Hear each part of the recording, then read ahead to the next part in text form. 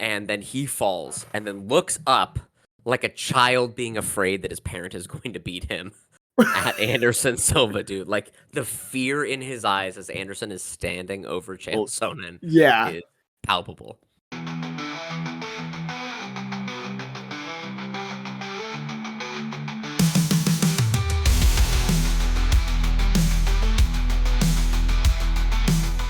All right, welcome to another episode of Two Fight Fans. We talk about all things in combat sports. I'm one fight fan, Colin. And I'm the other Stuart. All right, so today, I guess we're both being punished because we are doing a look back to clear the record on Anderson the Spider Silva's career.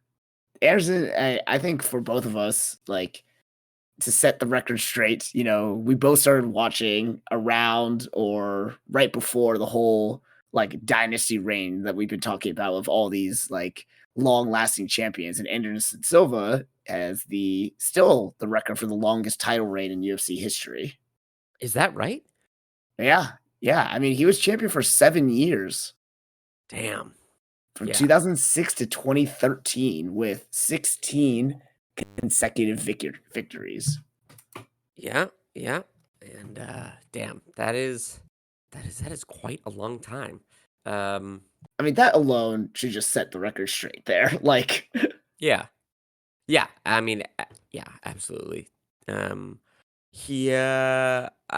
do you put him? I guess like now that if we assume Israel never fights again, where do you put Anderson Silva in the middleweight rankings of like all-time best middleweights? okay. So I think this is going to be kind of a running theme for our discussion today. I still put him at the top of the middleweights. He is the greatest middleweight in the UFC's history. I would agree. Yeah,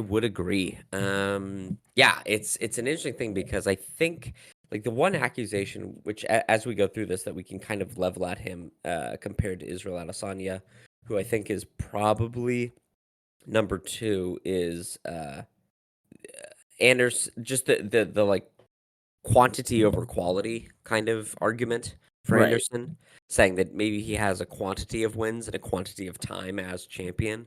But maybe the quality was not as high, even though you can only compete kind of in the world that you live in, right? You can only compete against the people that are competing in MMA at the same time as you. Right.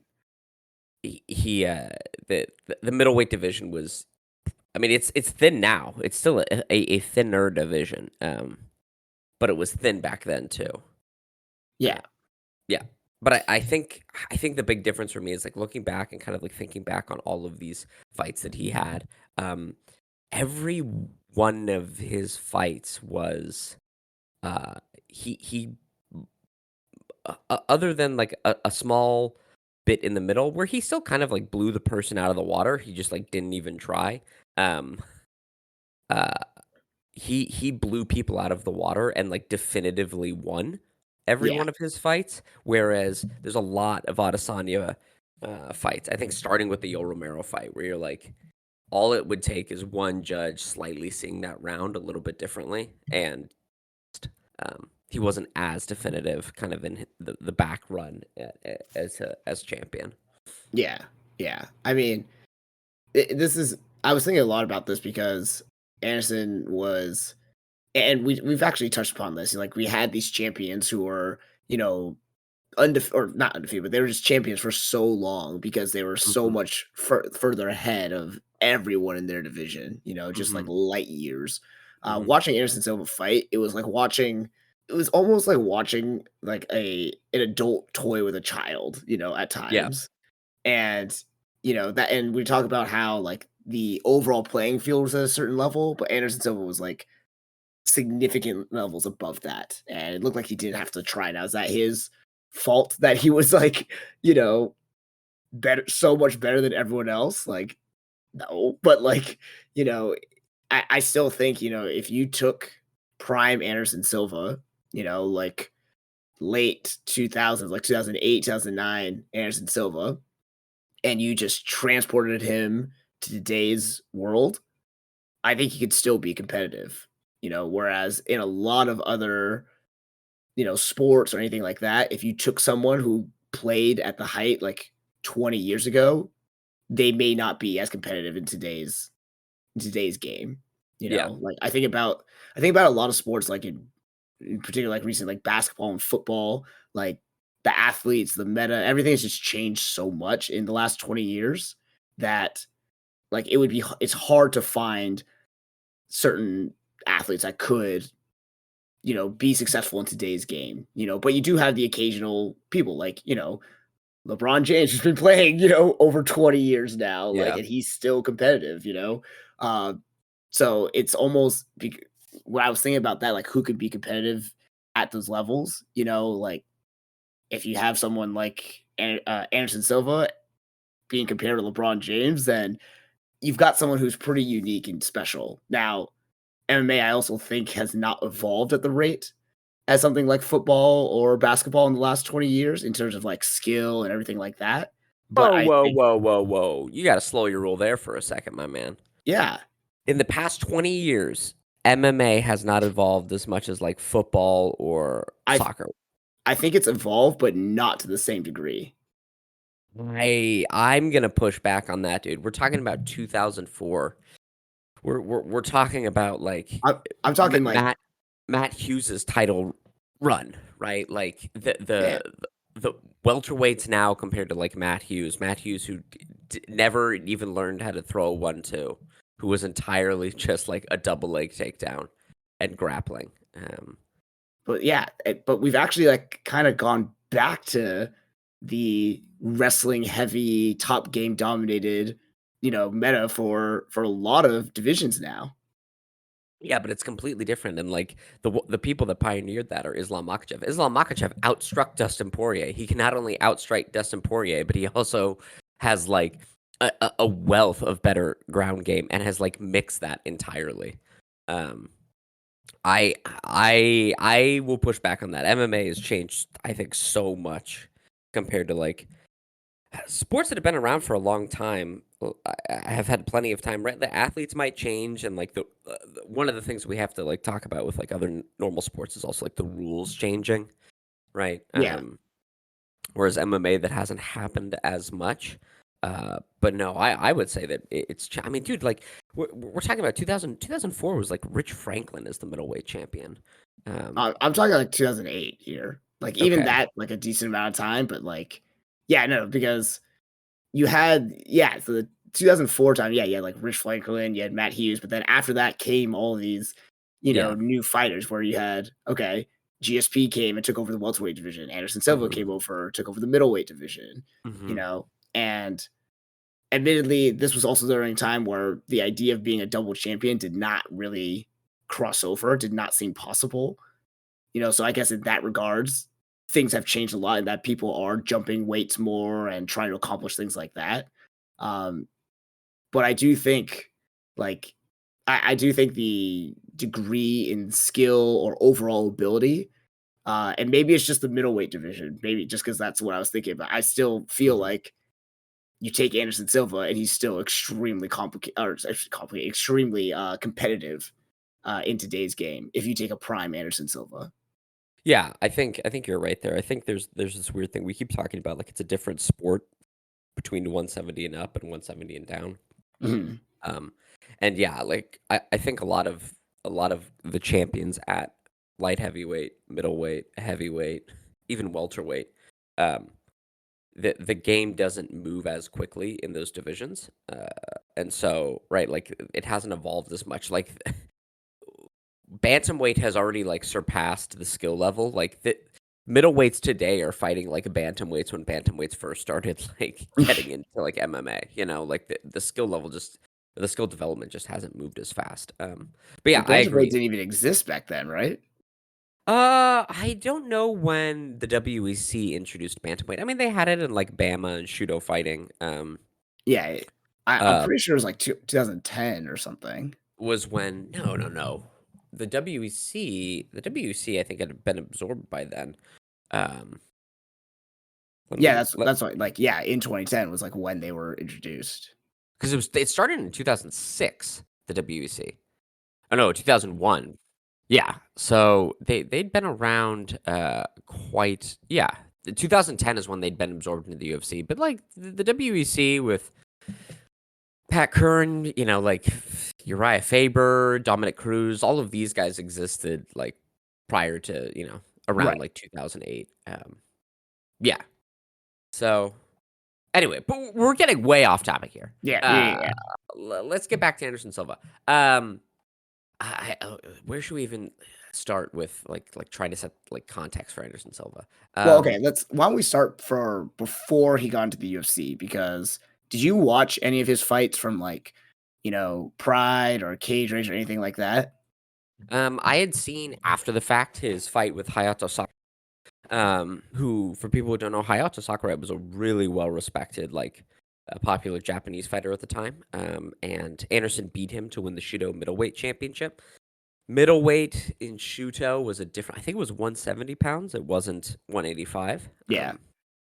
And so I'd seen him beat Hayato Sakurai and then beat Carlos Newton in Pride. And then Mhm. the two other fights that I had seen prior to him coming over was his loss to Ryo Chonan, which is Yep. the flying scissor heel hook. And then But his, before he lost, he was piecing him up. yeah, Like, he absolutely. was absolutely destroying him. Yeah. And this was back before he was like a really, really heavily relying on his counterpunching. He was much more of an offensive, like not, I would never say a pressure striker, but like moving forward Yeah, and throwing punches and kicks. And then I had seen that Tony Frickland elbow, that back elbow where yeah, where he just he stepped in and yeah, blew up his head. yeah, for people that don't know what that was, just look up like Tony Frickland, Anderson Silva. He steps forward and he dropped his like the palm of his right hand down to his left waist and then elbowed upward into this guy's face and knocked him out with a single elbow. Yeah, It was pretty impressive. it was a Uh, walk-off KO where the guy, like, fell over and, like, his entire body was rigid. yeah, yeah. So I'd seen that, but like I think around that time he'd always been seen as like he's like a pretty good. He'll always kind of be a perennial like high to mid-level guy. There had not been anything, I think, up until that point. I mean, this is 2006, where you go like, "Oh, this guy is going to be, you know, in the argument for one of the four greatest MMA fighters of all time." Right, Um, and by the time he made it to the UFC, he was 31 already, right? So the thought was kind of like, he's very good, but maybe his athletic prime or his real prime time has passed him. right, Um, right. because maybe he'll have 2 or 3 more years, to do this, but then, like you said, he went on a 7-year run. Yeah. Um, And I know yeah, people were, like, criticizing, like, the fighter like, he had all these highlights and everything, but he didn't have, like, the top level competition, quote, unquote, because he yeah, wasn't in the UFC and, how's he gonna deal with all these, higher quality or, like, more skilled, bigger fighters too. I remember that was, yeah, like, a big, how he's gonna deal with these, like, much bigger, stronger people, yeah, and it was almost, like, dismissed of his previous accomplishments coming in because he came into the UFC at 17-4 there. So, yeah.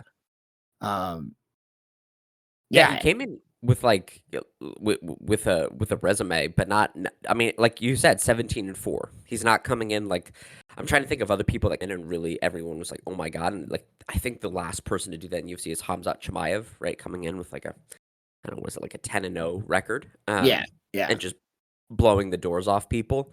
But like imagine, I guess the context or like the best analogy for what Anderson Silva did in his first two fights was what if Hamzat Chimaev came in, his first fight he wins against someone, and then he goes in and knocks out like Israel Adesanya yeah, back in 2019 or 2020. You yeah. know? Because that's what Anderson did. He came in and beat Chris Lieben without once getting punched. It only took 49 seconds. Yeah, And he and that was knocked just a regular fight night too. They were yeah, like I remember watching an interview years ago where Dana White even said like, we didn't really know what was going to happen, so we just put this on free TV, and we didn't yeah, realize like, holy shit, like this guy is like incredible, and yeah, that fight against Chris Lieben it looked like someone like fighting a heavy bag. yeah. Yeah, and, like, I mean, Chris Lieben kind of is a heavy bag, but the Yeah. important thing to note is, like, he did have an iron chin and, like, had never gotten dropped, let alone, knocked out or finished in the UFC. And this was everyone was saying, like, he should be next for Rich Franklin, which, like, the context for Rich Franklin is but before there was GSP, John Jones, Anderson Silva, there was Matt Hughes, Rich Franklin, and Chuck Liddell kind of as these, like, lords at the top of their divisions. Yeah. This was back when, like, every every champion was, like, a white dude from the Midwest. Uh, Yeah. and, Rich Franklin, I think, had the most amount of title defenses for a UFC middleweight champion ever. He'd had 2 title defenses, um, and he had fought at 205. He was, like, a big dude who was well-rounded, and, like, the first, like, I guess, smart middleweight, you could Yeah. argue. Um, and so this was for a title eliminator, and so he beats Chris Lieben in a super impressive fashion. I remember being really impressed. In hindsight, you can kinda Yeah. go like, I mean, Chris Lieben is just walking into these punches, but again, uh, this is what you're supposed to do. If you have somebody walking at you, it should take you 49 seconds to light him up like a Christmas tree, and he Yeah. did. And then Well, he Chris goes in. Lieben kinda Oh, had a reputation of being, like, you know, just like your everyman fighter, like, not super skilled, but a lot of, like, durability and heart, and would just, like, a lot of times would okay, I'm, like, wobbled, but then I have a comeback, like, KO because someone mhm, just rushes in, you know? So it's always thought like, okay, if he's in danger, it's really the other person's in danger now because he always has these comeback KOs. mhm. And man, that did not happen. Like, Yeah, oh boy. yeah. Anderson again, like, I think this is what's important is to remember and to see the longevity and the consistency that Anderson Silva routinely, when given the, like, chance, beats the brakes off these dudes, Yeah. right? 49 seconds, he doesn't get touched once. I think it's still the record for, the most, like, other than, like, one punch knockouts, kinda like the Jorge Masvidal flying knee or something, or one strike knockouts. It's the highest percentage of, like, landed strikes when somebody's thrown double-digit strikes in a fight, right? He Mhm. landed so many. Yeah. Yeah. And then he comes in, again, this, like, kind of, like, skinny, unknown dude, and goes against Rich Franklin, and this is again something where we, I mean, even now we don't see like the tie clinch used in this way, or like it's usually not as effective. Usually you can see people fighting and they'll maybe land 2 or 3 strikes. Anderson Silva clamped the tie clinch on Rich Franklin, and Rich Franklin, who's a big dude who fought at 205, could not get out of this clinch and Yeah. just ate knees to the body and then a few knees to the head, in which his nose suddenly got plastered on the other side of his face. You can see the photo of like how busted his nose is and how far over to the side, like under his eyeball, his nose is by the end of this fight. Yeah. Um, and it was again something where Anderson like did not get touched. Like he did not get hit really once at all. Yeah. So again, it was this strange thing of not only you go, well, maybe he can do this against Chris Lieben, but how is he going to do against the best middleweight that the UFC has to offer? Right? There must be some drop off. And there wasn't Was really. not. No, Yeah. yeah. And It it was a devastating knockout. yeah. Like, holy Yeah. and no one had seen, the Muay Thai clinch used in that effective of a way. Yeah. Yeah, exactly. Like it was I think one of the things we'll also talk about with Anderson Silva is like so much of this stuff, yeah, was this kind of a more like primeval version of the middleweight division, right? It's a little older, it's a little janky, but like so much of it became like a copycat league after what Anderson was doing. Right. Suddenly the tie clinch became something that people focused on a lot more and like throwing Yeah. elbows and knees from that position rather than a lot of the time back then you would see people get in clinches and it would usually be, one hand around the back of the neck, almost like dirty boxing style, Mhm. or it would be just for a singular knee. Somebody would grab, pull them in, throw the knee, and then usually release from the clinch or go for a takedown. It was Yeah. very rare to see extended exchanges within the clinch. And after this fight, you begin to see that a lot more in MMA, specifically the UFC. Yeah. Yeah. Yeah, I remember being flabbergasted. It was like seeing Rich Franklin's. There's a couple of shots of his eyes, like as he's getting kneed in the body, looking at Anderson, and it looks like an animal caught in a bear trap. He just looks Yeah. so terrified. And just panicked every Yeah, time. yeah. And Rich Franklin went on to have it needs to be like recognized that Rich Franklin, he was sort of in the way that we talk about like Max Holloway and Volkanovski and Robert Whitaker and Israel Adesanya and like Joe Benavidez and Demetrius Johnson. These like these divisions where you have a clear number one and a clear number two who can beat almost everyone else in the division, but just can't kind of like get over the hump when it comes to beating that number one guy. Yeah. Rich Franklin didn't like go away after this. He continued to at the like middleweight division be that guy who like knocked off two or three contenders to get back to Anderson Silva later. Yeah. And still prove that like if Anderson wasn't around, he would still probably be champion. Yeah. Um, Yeah. Yeah. and the gulf was not Izzy versus Robert Whitaker, where their second fight, it was again a coin flip where because it was such a tight fight, Anderson demolished Rich Franklin. Yeah.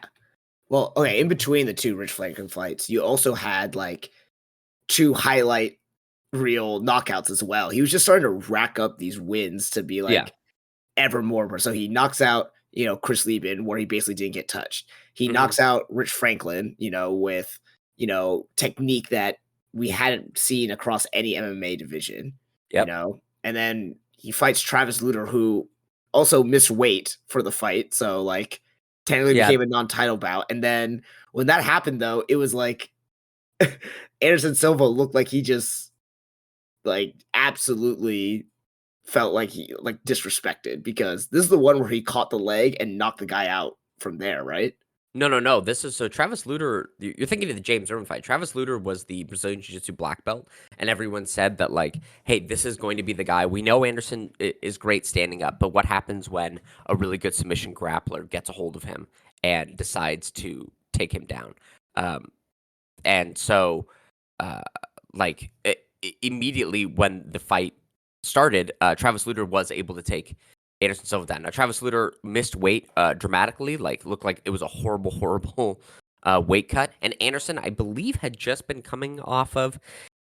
Is this the one where he was coming off of a knee surgery, and then he still slaps on a triangle choke, and then is like elbowing him from the triangle Oh, position? that's I know that's the finish there, but Yeah. he had surgery Uh, right before that? I believe it's either this one or it's the Chael Sonnen fight where he gets the triangle. I But think it one was the Chael Sonnen one. Oh, okay. But yeah, everyone was saying like, hey, the best chance Travis Lutter has to get this guy, and the thing that like in the same way that we talked about it, and a lot of people talked about it with Conor McGregor, with anytime you get a dynamic striker, Israel Adesanya, Conor McGregor is like, if you can take this guy down and submit him, that is going to be their kryptonite. And Travis Lutter was, the guy. It was definitely hyperbole then, and it still is now. But like Mike Goldberg calling Travis Lutter the Michael Jordan of Brazilian Jiu Jitsu. Uh, Travis Lutter was a very good Brazilian Jiu Jitsu black belt. But anyway, but yeah, Travis Lutter did take him down, did get in top position, where Travis Lutter's most of his submissions are from the top, not from the bottom. And Anderson, if it wasn't for the elbows to the top of this guy's dome, which he's so drained and he shaved his head, so like, and he's like so pale that every elbow he's hitting Travis Lutter with, you can just see like a streak of like red and like bruising on the top of this guy's head. Yeah. Um, but yeah, again, it was this thing where in 2 rounds he dispatches of this guy with a finish. It's not suddenly like a very, oh, he's not running through this guy. Hey, is there any sort of decision that could be disputed? Very clear, Travis Yeah. Lutter. Yeah. Yeah, and then the next one, Nate Marquardt.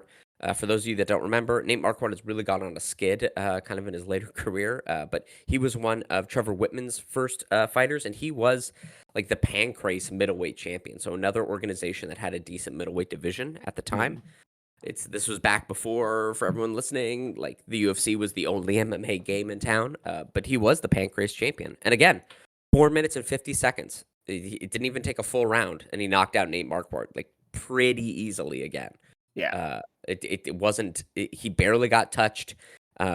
Yeah, and he again, it was this thing where he just like sniped Nate Marquardt, and I remember this is the one where he had like the ground and pound where he dropped Nate Marquardt and he stood over him and he pulled his elbow like almost like he was pulling back a bow and arrow, and like throwing those punches straight down and like not fast either, or not I guess like in rapid succession, but he would just like snipe right in between Oh, yeah. this It's just guy's like a laser coming yeah, through. and he had, like, kind of shelled up Nate Marquardt and, like, had his hands on his forehead, but every punch just, like, would split the guard perfectly, and you'd see his head bouncing off the canvas. Um, so again, it's like, Nate Marquardt, we later saw, like, not the best, but I mean, he has still later in his career, he had wins over Tyron Woodley before Tyron Woodley was the welterweight champion. Like Nate Marquardt was still kind of a perennial title challenger and a very good fighter back in the day. Like for what the middleweight division had, he was a high skilled middleweight fighter. And again, Anderson. I mean, none of his fights in the UFC up until this point have gone into the second half of the second round. You Yeah. know, he's come through and just beat like everyone that they've put in front of him really easily and really convincingly. Yeah. Like, all Yeah, of his first fights are just categorized by, like, extreme, like, display of skills that resulted in extreme violence. yeah, Like, yeah. it wasn't like a one-punch knockout where you see, like, some of these other fighters where, like, it's very impressive, you know? Hmm. Uh, but it's like this guy beat the, like, living hell out of people who we thought, like, this could never happen to. Like, we didn't think the gap in skill or abilities was that great. So you're actually literally seeing, like, almost like a superhero come in and just destroy everyone around him. Yeah, I mean, he beat the guy with the most iron chin in 49 seconds. Then Rich Franklin, who was known for having like blood and guts affairs and being smart and being big and strong, he like it's so weird to see him throw that tie clinch on him and ragdoll that guy's body around, and Yeah. it's like Rich Franklin just does not know what to do. Then basically submit a BJJ black belt. Then Nate Marquardt, who's built like a Greek god, comes in and then just smash cut to him laying on the ground and having his forearms forced apart by like you said laser focus punches. It Yeah. was and then he fights Rich Franklin again. Yeah. And in the lead up to this fight, Rich Franklin says, the thing I have to avoid the most is the clinch. I thought that's where I would be best because I'm bigger and physically like stronger than him. So what I'm going to do is I'm going to avoid the clinch. And fuck me, man. The fight starts. Anderson Silva walks across the cage and just slaps that clinch on. And Rich Franklin is basically like powerless to stop it from happening. Yeah. Yeah. Um, And I think it was the second fight where we saw Anderson Silva's like defensive abilities as well. Because isn't that the one where he stood like square in the middle of the cage and like slipped the two punches and the roundhouse kick that went up to like the head? And he yes, I basically think just ducked so. under it. Like this was the Yeah, first time where we saw him like almost toying with his opponents by using his yeah. defense. Yeah, and that's I think that's a really this is the very first flash that we see of something that Anderson Silva often there's still correct like history that people could like rewrite about this. When Anderson Silva would get frustrated or not find a path directly forward to what he would want, he would often he knew because people telegraph and people in the middleweight division still telegraph like crazy. Um, he could read telegraphs very well, Yeah. and so he would put his hands down and kind of clown on people because he knew that most of these guys are going to throw 3 or 4 punches. That's about it, or 2 or 3, and I can just slip out of the way of all of them. Yeah. And we that will eventually get him in trouble when he fights Chris Weidman. But this is something Anderson has done for a very long time, and it's not just clowning. It's something where he uses that as a way to open up offense because he can't get it himself. Yeah. Um, He yeah, was and laying so traps for people. yeah, And exactly. So yeah, he we yeah, and when Rich Franklin overcommits because Anderson is standing square with his hands down, Anderson dodges out of the way or like just uses his trunk movement and head movement, and then he just gets Rich Franklin right back into that terrible, terrible position. And you can again see it in Rich Franklin's eyes, like, oh fuck, what am I gonna do? And it's again the same thing. It's just a bunch of knees to the body and knees to the head, and it does take him a little bit longer, but only 1 minute and 7 seconds into the second round, and he yeah. demolishes Rich Franklin again. Um, Yeah. and Rich Franklin was coming off wins against Jason McDonald and Yushin Okami, like 2 other people that were in talks for being like #1 contenders, and he beat them both. Mhm. So again, he proved kind of like Robert Whitaker getting back to fight Israel Adesanya. Like I am the second best in this division, and then you go, well, what's the gulf between second and first best? And it's still like the Grand fucking Canyon, man. Like Yeah. he destroyed him. But Yeah, then, and I oh, go this ahead. this whole period of his first few fights really kind of set up the like, okay, this is who Anderson Silva is. Like he is just taking out everyone in this division, and then it's like the next chapter of the story after that. Well, I Uh, think there's one. The next fight I think is the one that really I think set it up, okay, that's fair. which Yeah, was Dan Henderson yeah, coming over. They had just acquired Pride. Dan Henderson was the um, uh, 185 and 205 champion at Pride. He had just knocked out Wanderlei Silva. He had won a Pride Grand Prix. He had the official like belt, and many thought like, okay, this is actually like four middleweights in the in the world, right? Because you had Pride, you had Shudo, you had Pancreas, or Pancrase, not Pancreas, yeah, Pancrase, who like had champions that could probably still argue about being the best in the world, especially Pride. From yeah, 185 and up, you could go like these actually. I mean, their heavyweight division had always been better than the UFC's. The 205 division often was better. But Dan Henderson was considered like, hey, this is a real number one and two. And Dan Henderson, I mean, UFC fans will have seen it. Like a hard nosed guy who's like impossible to finish, has insane knockout power, is like, looks like he's made of like wood, right? Like he just looks hard as fuck. He'd beaten like one of the Nogueira brothers. He'd, yeah, beaten Murilo Bustamante. He had beaten Akihiro Gono, like the Vitor Belfort, like all of these people that were really, really good. And he had a knockout win over Wanderlei Silva, which was like unheard of. yeah, Um, and again, it took less than 3 rounds. Anderson Silva comes out, and he not only does he piece up Dan Henderson on the feet, which again, like we had just seen him as this like fearsome striker who was going to knock everyone out, but then he chokes him out. yeah, Um, he takes the back and chokes him out like pretty easily. And yeah, this was one of those things where it's just like, okay, well, they're like, who is even there to touch this guy? Again, it's really have to reiterate like his wins. There was never a doubt, right? Unlike Adesanya versus Yo Romero or Adesanya versus Whitaker too. There's just no doubt yeah. that Anderson absolutely dominated these fights, right? He styled on these guys like it was nothing. Yeah. And I Yeah, remember the lead up to the Dan Henderson fight was going to be like, okay, you have these two incredible strikers, but one of them has like atomic knockout power, Dan Henderson, yeah, like he was a scary dude. Like he would just if he just touched you, you could be like blown up.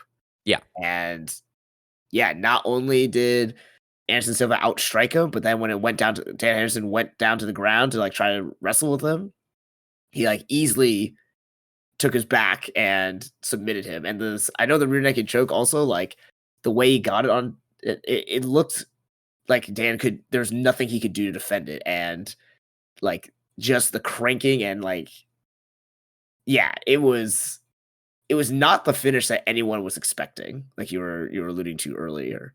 yeah. And Dan Henderson fought Rampage for the UFC light heavyweight championship as well. And like Rampage has more knockout power than Anderson Silva, and Dan Mm, Henderson went 5 rounds with him.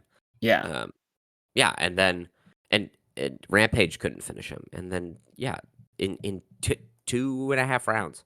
No, just not even 3 rounds. Yeah, Dan Henderson just gets submitted like yeah, with a quickness. It was yeah, it was astonishing to see. Because then, yeah, who's left at 185, right? He's destroyed Rich Franklin, who basically has beaten everyone else. Nate Marquardt, they brought in another champion. Travis Luter, who was like supposed to be the kryptonite. Then Dan Henderson.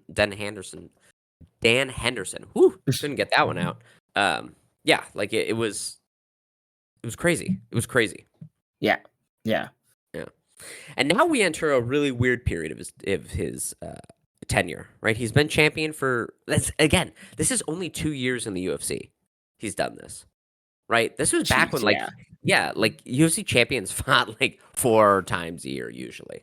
Um, yeah, it's kind of crazy. But this what happens next is like kind of a weird yo-yoing. Yeah. Not only in weight because he'd go up to 205 for kind of like showcase vanity Right. fights, but Yeah. then also weird kind of not great fights at middleweight.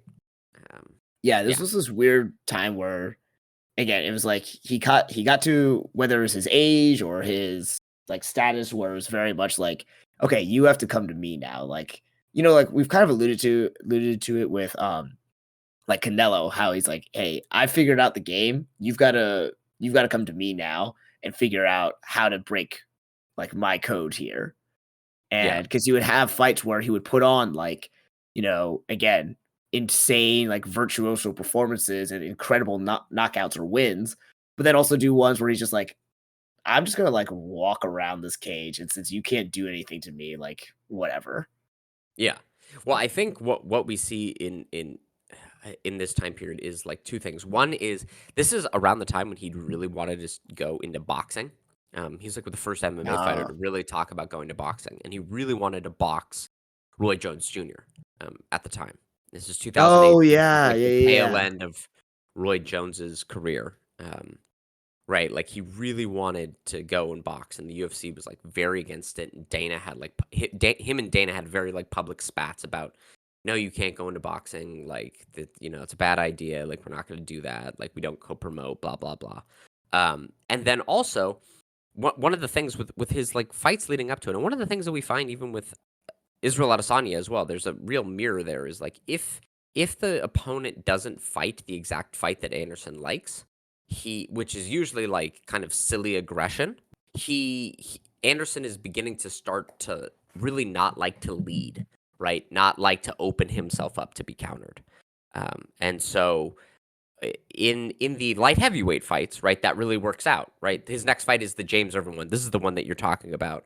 Guy throws a roundhouse kick, Anderson Silva catches it, and then like a sniper, just one punch KOs this guy, and he goes spinning in the air on one leg, right? Yeah. He just like kicks, and then I mean, it's super fast. 1 minute, it's like the first like two or three strikes thrown, and he just nukes James Irvin. Mhm. Um, and right, James Irvin was never a very good fighter, but like it's still impressive to like just see somebody catch a kick and then punch them once, and then the fight's over.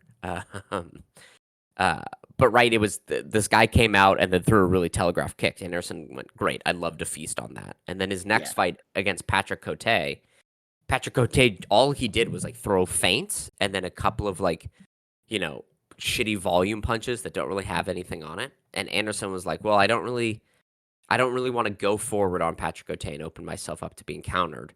But also, this guy's not really coming forward at me to open up counters."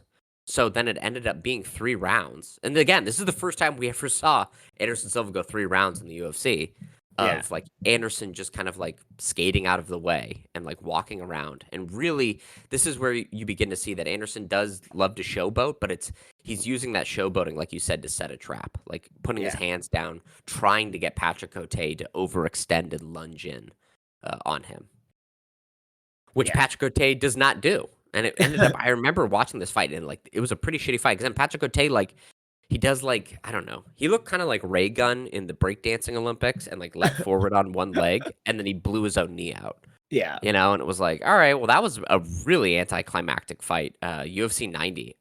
Yeah, it was a pretty bad fight. And Joe Rogan just kept going on endlessly about like, oh, Patrick Cote could have won that fight. He might have been up 2 rounds to zero, right? He could have won. And it's like there was no way he was winning that fight. It showed that Anderson was beginning to really fall into this pattern of like, I don't want to overextend. I want my opponents to come to me, and try to take me out of there so I can do what I did to James Irving. Just catch Yeah. catch one strike and then nuke him. Yeah. But I mean, I think that's what a lot of the more like in the fight game, a lot of more skilled fighters tend to move in that direction. Like you see it with, I mean, we're talking about Canelo in his later Yeah, career. That's what he does. Mayweather did that in his career as well. yep, It was just like come to me, come to me. Like I'm not gonna waste energy now. I'm not gonna. yeah, I don't need to do this here. You need to come to me right now. yeah, But it did kind of backfire because yeah, I remember the backlash he got after the Patrick Cote, and then the next fight, the Talos Leites fight. Yeah, that Because one, that one was a stinker. a super stinker of a fight, right? It ended up being the same thing. Talis wouldn't commit to anything. He was kind of waiting on the counter, or he would be so far out at distance because he was terrified of getting counter himself. Yeah. And then he would like make a shot for the legs from like 900 feet away. And it's like, Yeah, that's he was just never trying to going to work. dive in. Yeah.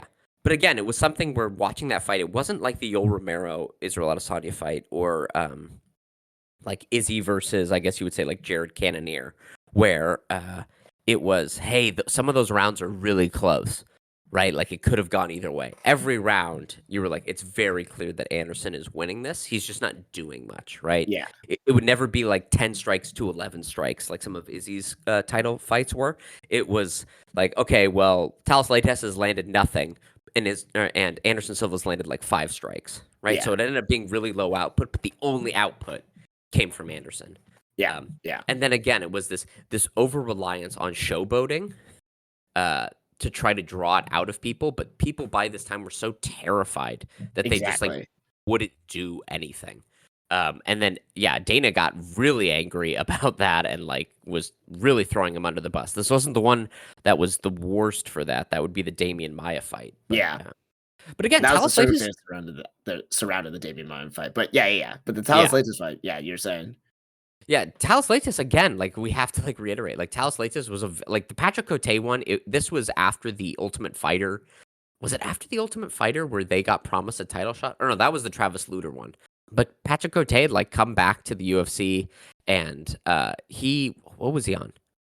A 1, 2, 3, 4, 5 fight win streak to get to the title shot for Anderson Silva, right? And so like he had earned that title fight. I don't think Patrick Cote will go down as like a very good fighter in the middleweight division, but Talos Leites like continued to have a good like a good career after that loss to Anderson Silva. He would go on to beat like Dean Lister. He would go on to beat Jeremy Horn, Matt Horwich, Tom Watson, Ed Herman, Trevor Smith, Francis Carmont, Tim Boach, right? Like he went on to beat like other contenders in the middleweight division at that time. So yeah, like two real stinkers of a middleweight like fight, mostly because you could really see the people at this level were just kind of like terrified of Anderson. Mhm. And then Anderson has his best performance. Well, I guess I can't say best performance. His most highlighted performance. Yeah. Which is when he fights Forrest Griffin. At 205. At 205. Was Forrest Griffin at this time, had he already been champion? Yeah, I think he won the championship already. And then he had lost it. Is that right? Let me see. Yeah, he won the championship against Quinn Jackson in 2008. Got it. Okay. So yeah, Anderson Silva going up to 205 to fight a former 205 champion, right? He's already beaten a former 205 Pride champion in Dan Henderson, but now he's going to fight like a former UFC 205er in Forrest Griffin. Yeah. And this was the fight where you could really see if you give Anderson what he wants, which is for you to come forward and throw punches at him, he's going to destroy you in a matter of minutes. Yeah. I think this is where like people started talking about like he's in the Matrix, right? Yeah. Or, because Forrest Griffin is slow as molasses, we have to say, but a giant guy like would cut down from 240 to 205. Yeah. And every punch he would throw at Anderson would slip, centimeters out of the way and countered Forrest into oblivion. It was, I think he knocked down Forrest like 3 or 4 times in that first round within those 3 minutes. And one of them was that like where he dodged like 3 punches, like going high, low, just kind of like you said, like just doing this like video game dodging, and then countered with 2 punches that just flattened him onto his back. Like it was very like it's like we said, like he had this ping pong of like really stinker fights and then boom, like virtuoso performance. Yeah, I like in hindsight, watching it live, it was pretty phenomenal, right? Yeah. Yeah. And Forrest Griffin has gone on record. He's a funny dude, but he said, he went forward and he threw like 3 or 4 punches at Anderson, and Anderson dodged all of them. And he said Anderson looked at him Like, and his eyes Yeah. said, like, "What are you doing, you stupid, stupid white boy? Why would you try to punch me?" And then he knocked me out. And I was like, "That's" because that's what it looked like. It looked like Anderson was like, why are you even trying to do this?" It did. It's the closest I think an MMA fight has ever looked to like a choreographed, you Yeah. know, Hong Kong martial arts movie from like the 70s or 80s or like an anime. Like Yeah. it's the where you see or like Kill Bill, like Pai Mei just dodges everything out of the way and then just like one punch destroys someone. And that's really what this fight looked like. Yeah. Um and I mean we have like it is super impressive, right? That's again, there's never been any doubt in any of these fights who is winning and who is entirely in control of this fight, which I Yeah. don't think any other right, he's not even losing rounds. Yeah. Dricus Du Plessis or like Robert Whitaker, you can say that they're dropping rounds, or Israel Adesanya, like the rounds are super close. Like they drop rounds, Yeah. and clearly drop rounds in fights. Anderson is not dropping rounds. Anderson is comfortably winning, and sometimes it's really boring to watch because the opponent isn't doing what he wants them to do. But then when they do what he wants him, everyone sees what happens, and it's Yeah. you look like an absolute mug, and he just destroys you. Yeah. Yeah. Yeah. Yeah. And then comes the biggest stinker fight he's, I think, ever had. Well, maybe not. The Nick Diaz one was pretty bad. But during his like run as, I mean, and at this time he's being lauded as the pound for pound best fighter on earth, right? There's no one really to compare. Yeah. There's maybe George St. Pierre, but George St. Pierre started his kind of title run a little bit after this, and same with John Jones. Um, and so Anderson is continually being called pound for pound best. He fights Damian Maia, who was choking everyone out at middleweight. Damian Maia went on to become a title challenger, multiple time title challenger at welterweight. Like one of the best submission grapplers that's ever fought in the UFC. And this was the UFC's first time in the Middle East too. It's so common that they go to Abu Dhabi. There was a time when they had never gone there. And in 2010, they did go there. And this was in the vein of the Patrick O'Tate Talis Leites fight, like the most low volume. Like this was the Yo Romero Israel Adesanya fight, but Yeah. if it wasn't a big scary Babylonian God King Yo Romero in the cage, but if it was like a skinny IT looking motherfucker, um, I and I yeah, think the thing that like also really like made this like a stinker in people's eyes was, like, okay, this was the first fight in Abu Dhabi. yep, And, not only did, Anderson Silva just keep like running away and kind of clowning, Damian Maya, but Damian Maya kept trying to pull guard too. Like yes, he would do this, like he would dive on Anderson Silva and then not try to like take him down. He would just like try to fall back onto his back and then like yeah. not really hold on. He was just like hoping Anderson Silva would dive into the guard. And Anderson was like, "No, I'm not playing this game. Like this, and this is stupid." And would just like basically just like walk out of it. Yeah. Or like most of the strikes landed in this fight were Damian Maya trying to pull guard or like going for like an Imanari roll or something and landing on his back, and then Anderson routinely smacking his ass with like 3 or 4 kicks while or Damian Maya was on his back, Mhm. right? Like the leg kicks while the opponent is on the ground, and then Yeah, he would like wave him up and like act really angry. Um, yeah, and the excuse later was that uh, Anderson wanted to like prove a point and like make him like Damian Maya feel really disrespected because Damian Maya he felt had dis. But I really think that this was again the case of when the opponents at this time were so terrified, and especially after that Forrest Griffin fight, you probably should be of like trying to engage in any sort of stand up fight with Anderson. So the opponents would stay like way far out of range and then try to like dive in, and then immediately they would back out of the pocket. And so Anderson wouldn't stand there and wait for them. He would move. And so then it wouldn't create any engagement. But Anderson at the same time too, like we've talked about, becoming more defensively like minded, wanting to kind of control for the chaos to extend his career. Not in a bad way, right? Like you said, every fighter does it, and it's probably the smart thing to do. He also wouldn't try to engage, and so it ended up being. I mean, this was before there was Derek Lewis, Francis Ngannou, before there was Rose Namajunas, Carlo Esparza, there was Anderson Silva versus Damian Maya. Just a mhm, true all-time stinker of a fight. Yeah. And Dana White was fucking furious. He was Oh, talking yeah. about Anderson Silva. He was talking about like, you want to fight Roy Jones? Like, you can't even like punch Damian Maya once or twice. Though I believe this is the fight where Damian Anderson did catch Damian once or twice. And Damian Maya broke his nose. And then is this Yes. where Damian Maya blew his nose, so one of his eyes just swelled shut? Um, Oh, I think that's. I it was this fight?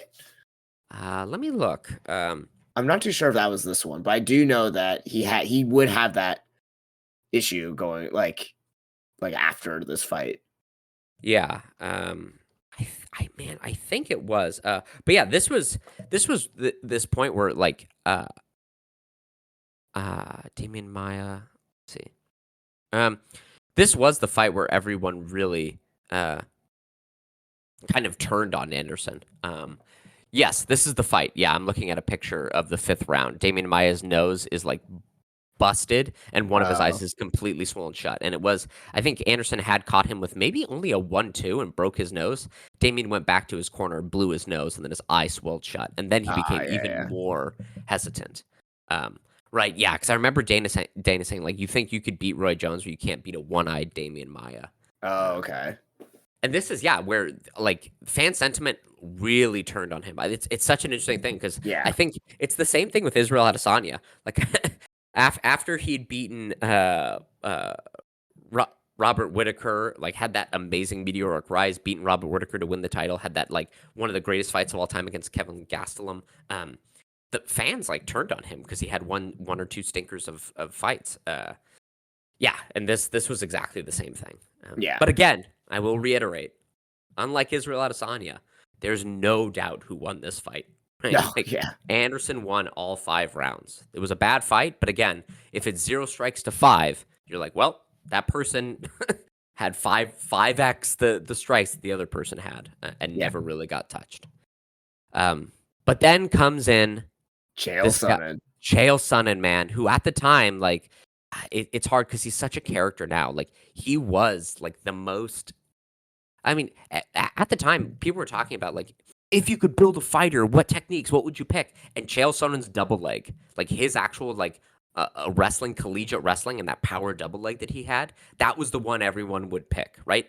Yeah. What wrestling, like you would take, like maybe you take Mark Hunt's chin, and you take Anderson Silva's like jab, and you take like BJ Penn's submission game, but you're gonna take Chael Sonnen's wrestling. He was this All American wrestler who came out and said like, I don't play guard, I'm a Republican. I don't sit in between a man's legs, right? I don't give a shit. I'm going to walk across the cage and I'm going to punch Anderson Silva in the face. He was somebody who, much like Dricus du Plessis, much like Chris Weidman, laid the blueprint for Yeah. a really devastating counterpuncher. You give them zero respect and you just go in there and you add ungodly pressure to the fight. And we were there. We were We were there in there. Oakland, California, in that shitty. What's it called now? Um, Oh, it's not where the Oracle, but Warriors used to play. Oh yeah. yeah, Oracle. Yeah, Yeah, Oracle. yeah. Oh, it might not But be Oracle anymore, but Oracle Arena. Yeah. yeah, but we one day we're gonna have to like have a look back on this event because this event was actually pretty like it was pretty awesome for like Yeah. if you like remember like who was on it and what they did with it and just the circumstances surrounding this fight. Like, man, there's legit bad blood between these two during this fight Oh and the yeah. lead up This to was it. Yeah, and this was like trash again. Trash talk was kind of a thing, but like the best trash talker in the UFC before this was like Tito Ortiz, who like I'm gonna beat you into a living death. Like I'm gonna have fun beating my own ass. Right, like just the most like stupid. He could barely string a sentence together. And Chael Sonnen came in and actually had some like flair and pizzazz, and had the skills to back it up. Right, like he had been the middleweight champion again. Talking about other middleweight champions from other like organizations coming over and trying to beat Anderson. He was the WEC middleweight champion, and then it had been absorbed in, and then he had beaten, I believe, Yushin Okami and Nate Marquardt, again, two like title challengers, before getting to Anderson. Yeah, and he just had zero respect for Anderson. He said this isn't the one where he says like, Anderson Silva, you absolutely suck. But he said like, I'm not gonna like just sit in his guard. I'm gonna walk across the cage and punch him in the face. Yeah. And For 5 four rounds, for he did four and a that. half rounds, Yeah. yeah, he fucking he. I remember he walked across the cage and he did punch Anderson, and Anderson fell backwards into the cage. Yeah. Yeah, He yeah, yeah. just and like walked backwards, punched him. Right, he just endless pressure and just routinely took Anderson Silva down. Yeah. This is the one you are right, where Anderson Silva um, had double knee surgery, surgery on each knee before this fight. Mhm. And I remember being in the arena with you, and I think our energy, and then the energy of the entire arena was super deflated by that fifth round because we're like, oh my god, like Chael Like, Sonnen is he's gonna do it. Like, yeah. holy shit. Yeah. And not only is he gonna do it, he's taken 4 rounds off of the champion, right? Up until this point, it was like Anderson clearly won every single round. Yeah. Clearly won every single round of every fight that he was in the UFC. And this guy, this brash guy talking about how he's a Republican, so he'll never be knocked out. And like he's just is and just taking it to him, like taking him to the ground and then in very classic like 2010 MMA ground striking, like in full guard, body, head, body, head, body, Yeah. and just racking up. Anderson looked exhausted. His knees were jacked up at the time. I Yeah. think Anderson was 35 at this point, maybe 36. So he's getting older. Yeah, I remember being super deflated. Like, Jesus Christ, I can't believe this is happening. Well, Um, but weren't you rooting for Chael at that point? by the end of the fight, which okay, we should just jump to the end of the fight. In the last 2 minutes of the fight, Chael does the same thing. He just takes him down.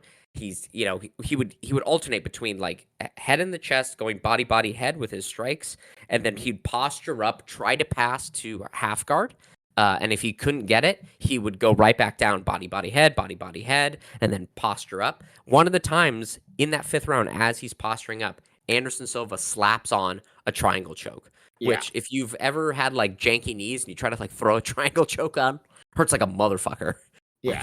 your But your knees, also carrying like Chael's weight the entire fight, yeah, being like exhausted, sweaty and slippery, like not like we talk about now, like, after three rounds, it's hard to get a submission because everyone's like sweating, so you're not gonna be able to like lock it up as easily. And that was yeah. like he was in a like just dirty drag out affair where he was just like having to basically carry a much bigger, stronger fighter the entire time.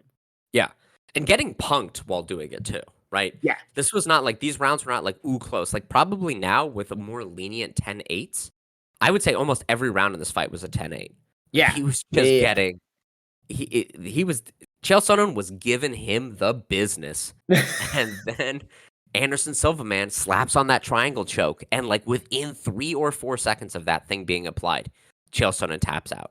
Yeah, And but it was he tries to escape, like, you yeah. see if he, like, sits up, he tries to, like, pull back, and he, like, starts to transition to an arm bar, and I just remember as soon as he threw up those legs and started to cinch it in, like, the entire, Oracle Arena just erupted, Yeah. It and was it was insanity afterwards. Yeah, it was absolutely crazy. I I Like, I remember coming out of that fight being a little disappointed because I was like, God, in the same way that I'm disappointed about like Dricus Duplessis proving to me endlessly that it doesn't matter about your hard work. It only matters about being an absolute hoss. I was like, Chael did all the right things though, right? It feels a little yeah, unfair that he lost this fight, but he did. yeah, Was this thing and where even though he wasn't dominating the fight, Anderson Silva showed what it means to like be a champion and come yeah, back and like live through 5 rounds of adversity and then pull out a win. yeah, Um, and not a fluke. This was not like he closed his eyes and he threw a haymaker and like caught Chael. He timed the triangle choke well. He applied it and he like hung onto it for dear life and yeah. got the tap. And Chael did tap, and I Yeah, remember like it being like really close. They had to do replays. I remember like I remember the crowd just going absolutely apeshit because half the crowd was like, "Oh my god, this was a great, Anderson Silva showcase. Like he did it." And other people were like, "No, Chael didn't tap. Like this is bullshit." Oh And yeah, like, no, tail tapped. no, yeah. But do you remember like because we were down there and like multiple fights broke out in the Oh yeah. crowd like Oh, bro, after that dude, decision? Like, oh my god. Oakland, man. That's yeah. We could not have been like the most Oakland ending to this Yeah. fight. Like Yeah. just multiple fights all around it. It's just like breaking out because of this, like this ending. Yeah. No, it's yeah, I totally forgot about that controversy, but you're right. Like people were there was a lot of talk online. People going like, "Well, did Chael really tap? Did he not?" Blah blah blah. And then Chael came out afterwards and clarified it. Though he did that funny shtick where he's like, "I thought if you win 4 rounds, but then you tap on the fifth round, you just lost the fifth round." Like just kind of playing it up. And then some people not catching on to Chael's shtick at the time were like, well, maybe he really did think that. Is that how the rules are done? It's like everyone I mean, donkey brains has existed Yeah. before this sport was. Donkey brains waited for it. Like it's been around for a long time. But yeah, showing like championship medal, sticking in there, and then again finishing an opponent, not like losing 3 rounds and then squeaking out a decision, like pulling victory from the jaws of defeat. And it must be said that Chael Sonnen after this fight tested positive for elevated levels of testosterone, which I believe Yeah. at the time were 12x higher than the allowed amount, like something ungodly high. So Chael Sonnen, Anderson Silva too, but Oh I yeah, think yeah. like just juiced to the gills. Yeah, I mean this is back when everyone was juiced to the gills. And then we're in the twilight of his career. These last like 3 or 4 fights, where he's getting post 35. Yeah. He'll lose his title at 39, but he's post 35 at this point. His next fight is against Vitor Belfort, Oh who's come man. back wicked fast. But again, yeah, if you weren't there, a lot of people you've seen front kicks or like whatever other name you have from whatever martial art you come from. Those had never been used in the UFC prior to this fight. Yeah. Um, and I mean, this is still like one of the biggest highlight knockouts ever.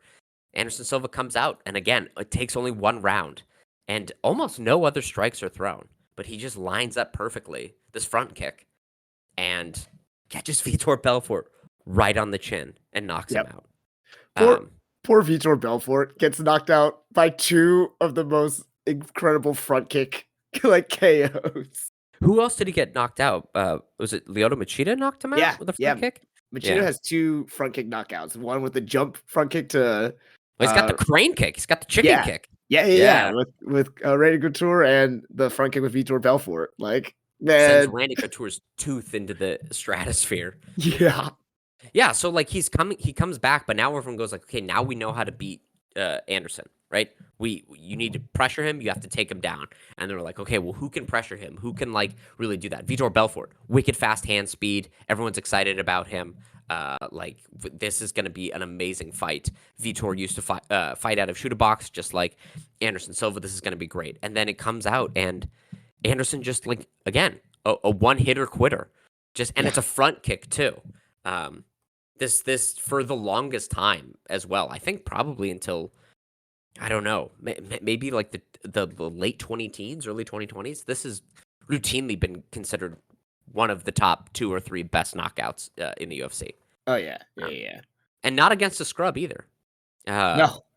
yeah, and now everyone throws front kicks, right? Like again, in the same way that people started picking up the tie clinch, started picking up like a little bit more showboating and head movement. People started picking up the front kick after this fight. They saw Anderson do it, and again, it's hard to remember for like newer fans, but there used to be such a huge debate about how no traditional, quote unquote, traditional martial arts techniques would ever work in the UFC. Yeah. You should only do like roundhouse kicks. You should only do boxing. You should only do wrestling. Don't do anything else like less like meat and potatoes than that. And so to see him come out and throw a kick, which I know Steven Seagal claimed that he invented this Yeah. fucking kick. But if you go into any strip mall martial arts school, a taekwondo school, a hapkido school, a kung fu school, a karate school, this is gonna be the first fucking kick you learn. Yeah, Um, but nobody had ever thrown it because there was this weird thought process around traditional martial arts that like none of those techniques will ever actually work. yeah, And yeah, Anderson came out and routinely kept showing, no, these things actually work. You just have to be good enough to do them. You just need to yeah, practice them and do them. And he did it in a title fight against another striker. This wasn't like some like Chael Sonnen who has like bad Vitor Belfort, and he just nuked him. Yeah, and so now everyone's on the Anderson Silva hype train. He's now beloved again after that Chael Sonnen fight, beloved. Then this yeah. knockout, beloved. And then Yushin Okami comes in. Yushin Okami again, another like perennial contender who was beating everyone else in the division. Might have been champion if it wasn't for Anderson. I And remember also people like the hype up to this fight were like, technically Yushin Okami is the last person to beat Anderson Silva, but it was like, well, Anderson Silva got disqualified because yeah, of and like this up kick that he did, and he was not losing that fight. Like Anderson Silva was still like piecing up what? Yushin Okami before that happened. Yeah, absolutely. But yeah, I mean, we were just trying to get hyped for anyone to beat him. But really, Yeah, this was kind of this thing where we were waiting for Chael Sonnen to wait out his suspension and then come yeah, back. And he fought, I think, Brian Stan and Michael Bisping um, uh, before he got a second title shot. So Yushin Okami was kind of this like, hey, he's a good contender. Let's get him in there. Then Anderson can wipe this like kind of stain off his record. yeah, Um, this was one of those fights where, again, it was very impressive. He like barely got touched, but this really, I remember watching this at your house, and I remember just watching Yushin Okami plod forward, throwing ones and twos with his chin up in the air, and going mhm. like, "Man, I might be able to counter Yushin Okami." Like this is this. He's so telegraphed and so slow. It was impressive, right? Anderson did what nobody else could do, right? You have to say like nobody else did it in the division. Nobody else just murked Yushin Okami. Yeah, But I remember watching and going, that's when my brain began to think like, well, hold on a minute. These guys, like, it is cool that Anderson can do this, but like, if he's doing it against these guys, like, I I feel like most like decent counterpunchers should be able to do this. Um, which is something that we have to like talk about. It's like there weren't a lot of people that really understood how to be a counterpuncher in MMA at this time. right. Um, and so Anderson really pioneered and kind of showed like this is how you do it. And he always had good defensive footwork. He was always like very responsible. But yeah, this was one of those fights where I kind of was like, I don't know, man. Like this doesn't show me that he's going to be able to beat Chael Sonnen. We saw live how Chael Sonnen like took him to school, and like just knocking out really lazy Yushin Okami punches is not that impressive to me. Mhm. But again, like a real champion, there was no doubt that he won that fight. There Yeah, was no squeaking by. There was no like, ooh, he kind of like played it safe. It was a very clear win for him. yeah, Um, yeah, and then the rematch that we all wanted, probably the biggest rematch. Well, I mean, there was the Liddell like Couture, but I think probably at this point the biggest rematch in MMA that I can think of. yeah. Chael Sonnen and Anderson Silva too. And this time, I mean, what do you remember of this fight? Well, I remember the first round being the exact same, and I think we watched this fight together too. I remember the first round being almost carbon copy of the first fight. Like Chael coming in, taking Anderson Silva down, holding him down, roughing him down on the ground. But I Yeah, will say Anderson did like where Chael in the first fight took him down. I think in like the first like 30 seconds. Uh, Anderson at the time like had backed up yeah, to the cage to invite the takedown, but then used the cage to keep himself up for a lot longer. yeah, yeah, Um, so already he's kind of like playing it a little bit smarter. But yeah, seeing that relentless pressure is something that still gets to him. And then what happened in the second round, Colin? Well, I remember at first when he like did he stun him before? Like, and he fell back into the cage? Is that Oh, no, no, no, no. Chael went in for like a double leg and he kind of like spun him around into the cage so that Chael was then like with his back against the cage and on the ground, right? Oh no, see you're forgetting. Anderson backed up to the cage, Okay. fighting off the takedown. Yeah. Chael then gives up, right? He's not able to get the takedown, so he stands back up. Anderson then kind of is waiting along the cage with his back flat against it, and Chael goes to do a spinning back fist to try to like surprise Oh, yeah. Anderson, and Anderson perfectly pivots like a very beautiful pivot directly off the cage. And as he's pivoting, his I believe it's his left leg catches on Chael's foot, and Chael trips over Anderson Silva's That's leg, right. Yeah, yeah, yeah. and then he falls and then looks up like a child being afraid that his parent is going to beat him at Anderson Silva, dude. Like the fear in his eyes as Anderson is standing over Chael Well, Sonnen yeah, is palpable. Um, yeah, and then he just lances a knee directly into Chael's like sternum. yeah. um, yeah, Which is actually pretty impressive if you think about it, like, to have yeah, the pinpoint accuracy. Because I remember both of us going, "Uh-oh, was that an illegal knee that he just threw?" But he yeah, just threw it, like, straight down into the, like, sternum and solar plexus, and you could see the immediate response yeah, from Chael Sonnen on when that knee landed. yeah. And like the thing that you saw immediately was that like Anderson picked up like, hey, if I can cage wrestle, it's a lot harder for him to take me down as opposed to in the open. And not necessarily from that point, but from the 2010s till about Khabib Islam in like 2019, um, cage wrestling became the big meta, right? Yeah. Like Yeah, yeah, yeah. trying to get to the cage and work your way up, and like you can spread your base, and you have this third point of Anderson is using it really well, so he's not caught out in the open with Chael Sonnen.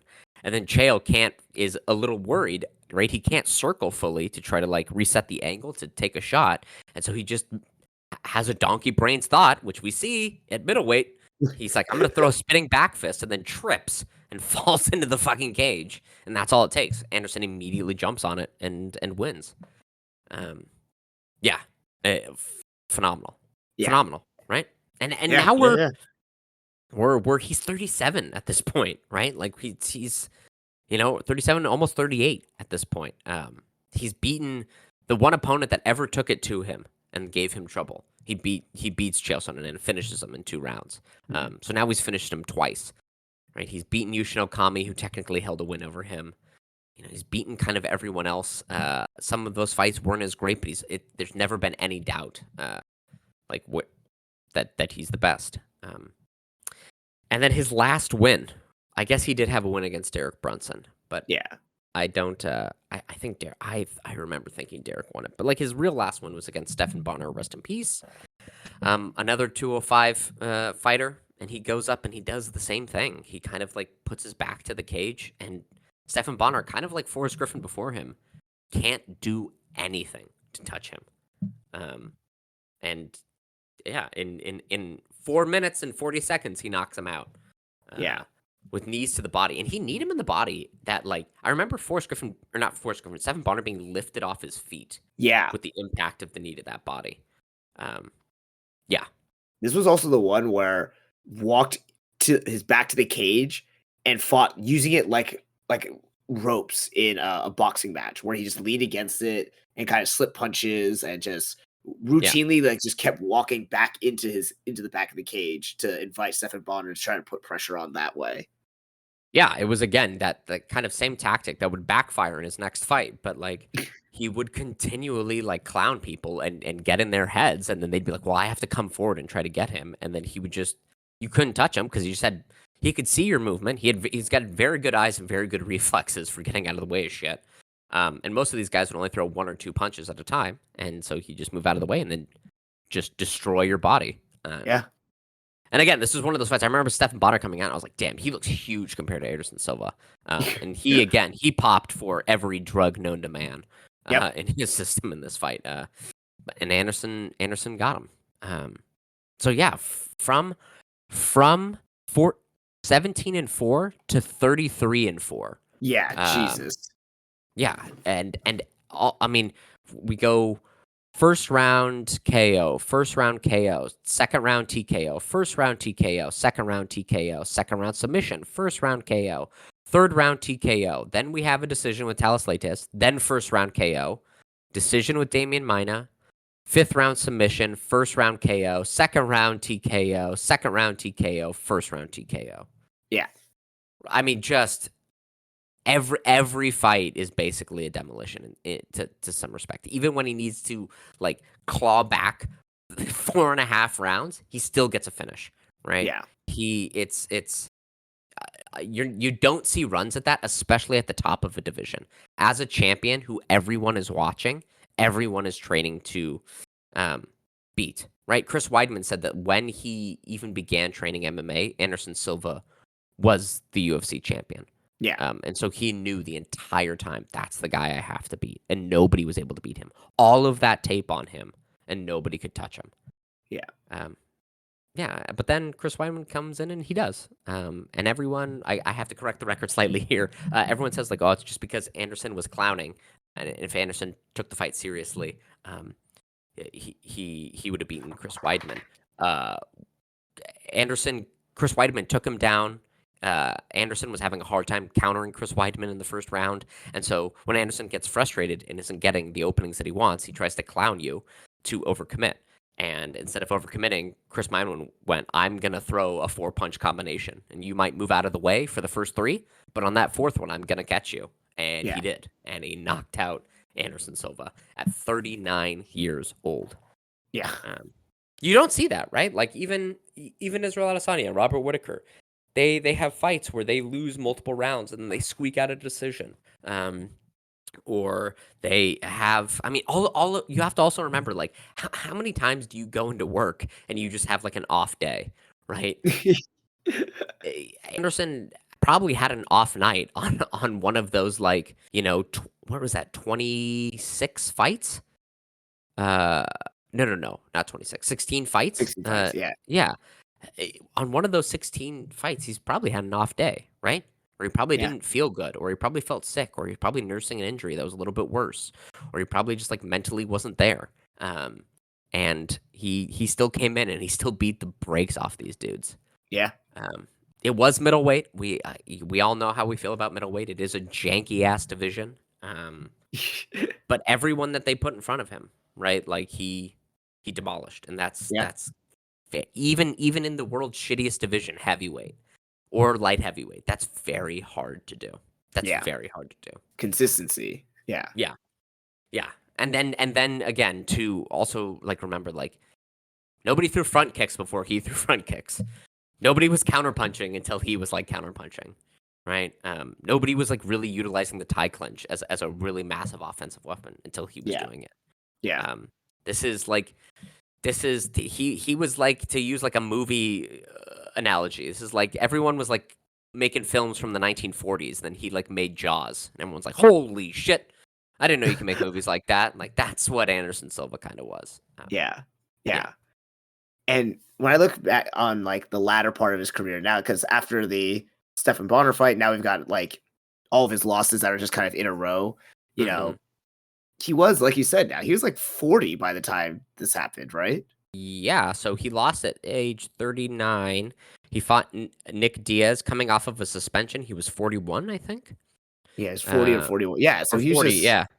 so he was in his 40 and didn't so he first lost in 2013 and then his last fight was in 2020. Well, So and he's had boxing matches since then, yeah.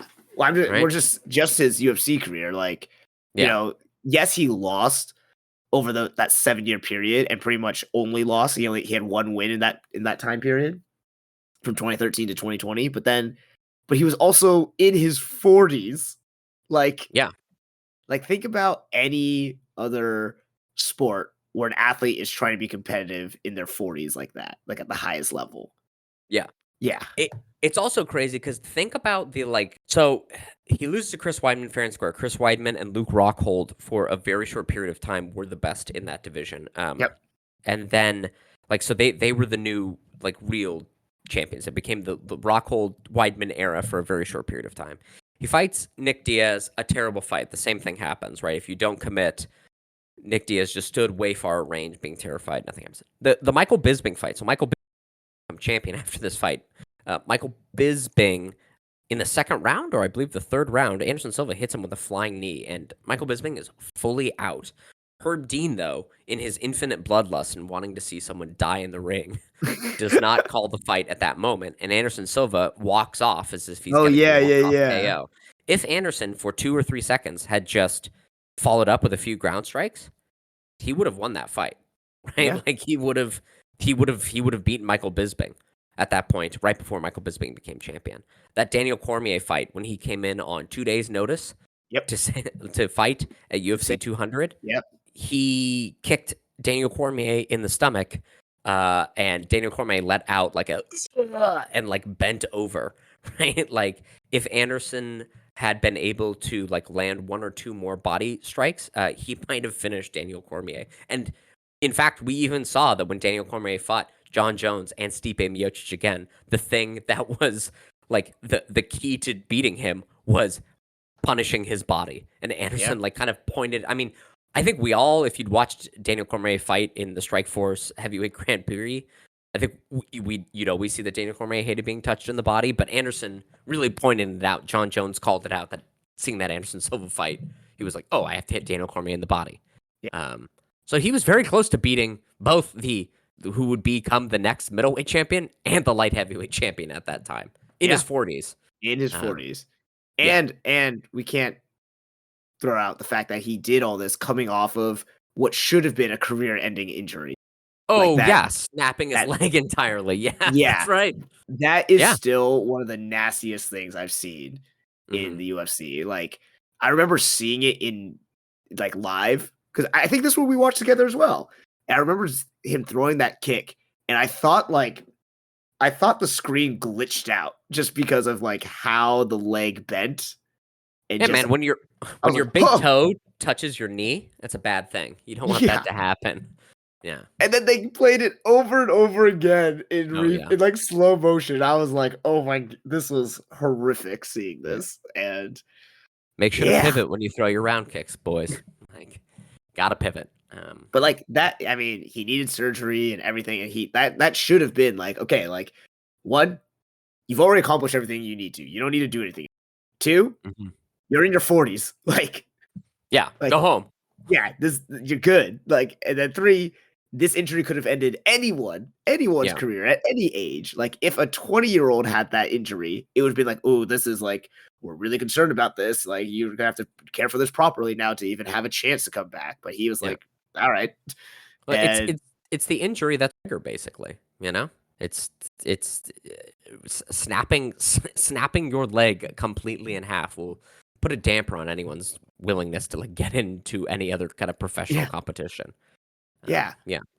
But then he had Yeah. 6 more fights after this, like Yeah. after it, or 7. Yeah. And we do see the division move on past him, right? People Yes. understand that you have to apply pressure, right? The game kind of changed. You have to apply pressure. You have to throw combinations at Anderson. And he was older, right? His reflexes were not as good. I mean, again, like you said, he's in his 40s.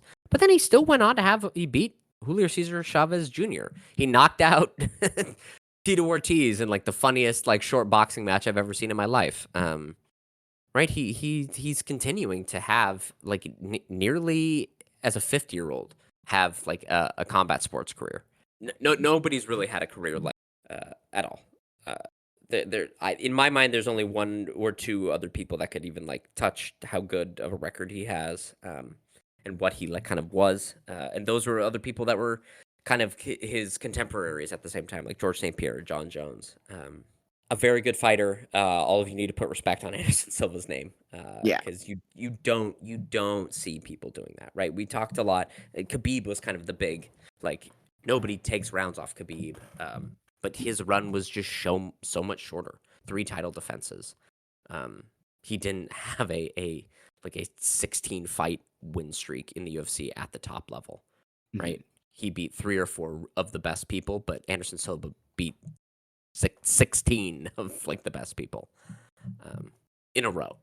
Anyway, so that's middleweight, man. Like that's what middleweight used to be. Like middleweight used to really be in the way that I think kind of it was with Israel Adesanya. Though Israel Adesanya really had some like close stinker fights, which Anderson had stinker fights as well, but they were never really close.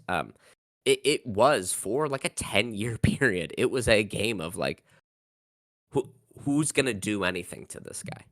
Who can even do anything to this guy?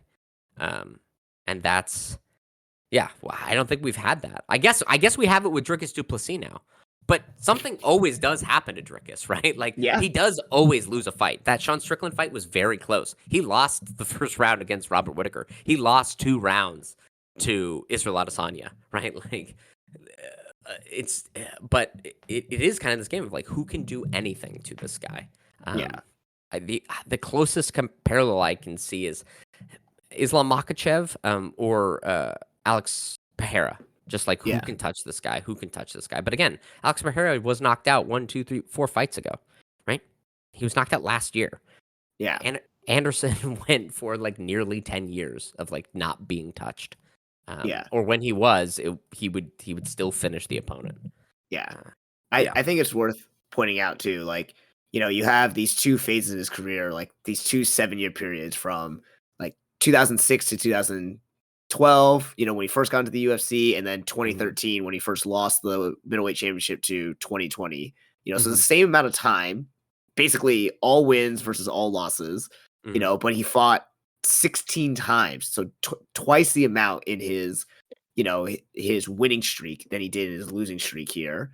And all of them, like you said, like with the exception of the first Chael Sonnen fight, he was dominating every single round and every and not just like taking decisions, but like highlight real finishes. And Yeah. it's like we talked about, like, if there is really like a short, churning with UFC fans, if you only came in at the tail end, all you would see is this like old guy losing all the time, to like Yeah. these up and comers. So it's kind of like, okay, who is this guy? But then when you really look back on his record, when you really look back on what he actually did, for the time and having that kind of run and that impact, it's you can't deny the success that he had. And Yeah. I think Well, I think it's important to remember those fights. yeah, and I think because we basically got to watch the entirety of, like you said, that his early run as the champion, and then the post kind of champion run, and then now post UFC career. Yeah. You need to if you started watching fighting in 2020, you haven't even been around long enough to see that for any fighter, right? Yeah. Yeah. Um, every great fighter, with the exception of George St. Pierre and Khabib Nurmagomedov, if you stick around long enough, they will just begin to lose. Look at like BJ Penn. Look at Yeah. Tony Yeah. Ferguson, right? Khabib retired on top. George St. Pierre retired on top. Pre-turn, I think both of them were younger than 33 when they retired, right? Like, you have to get to the top, and it would be as if, let's say, Israel Adesanya, after knocking out Alex Pereira, just retired. So then we don't see the Stipe, or not the Stipe, the Sean Strickland, and we don't see the DDP fight, right? That would like you kind of preserve this like glow of the greatness that they had. Or if, let's Mhm. say, Alexander Volkanovski had retired after beating Yair Rodriguez, or if Max Holloway retires right now after winning the BMF title, as opposed to going and fighting Topuria and possibly losing again, right? Like, it also requires like a really real smarts to know when to retire, and most fighters aren't financially able to do that, or right, you lose a sense of identity. And since this isn't like a sports, a team game where you can go like, well, you're cut from the team because you're not good enough anymore, the UFC will just keep you forever. Mhm. Yeah, so of course he's gonna have a drop off. Like, he could have retired, like you said, after that leg break, and then suddenly we look back on it and go like, is this the best resume on paper ever? But he has these like 7 losses afterwards, so we have to go, well, okay, we have to kind of handicap it a little bit. The Yeah. only way to really keep that kind of perfect pristine is to retire when you're on top. But then everyone's furious. Dana White and the fans were furious that Khabib was leaving and not coming back. Dana was furious, and the fans were furious when George St. Pierre retired after the Johnny Hendricks fight. Though he came back and fought Michael Bisping once and then re-retired, and people were pissed again. Yeah. But like, you really, it's really hard for fighters to know when to stop, and I think that's kind of the same thing with Anderson. Yeah. I In, think it's in hard for any athlete to know Yeah, when you're at the top of the game, like how do you say no? How do you say like I'm done? yeah, And but it is I don't want to draw comparisons because I know I'm gonna get flack from, well, you and everyone about this, but like, you know, when someone at their greatness, like does these things, and then they like try to make a comeback where their latter half of the career is kind of by like not as great performances. Like I think it's funny to me that people tend to remember the latter half of Anderson Silva's career when a lot of athletes have gone through this. Like even Michael Jordan, like, when after his what was it, his second retirement, third retirement? I don't know, whatever it was, but he came back to play basketball, but he played for like the Wizards or something.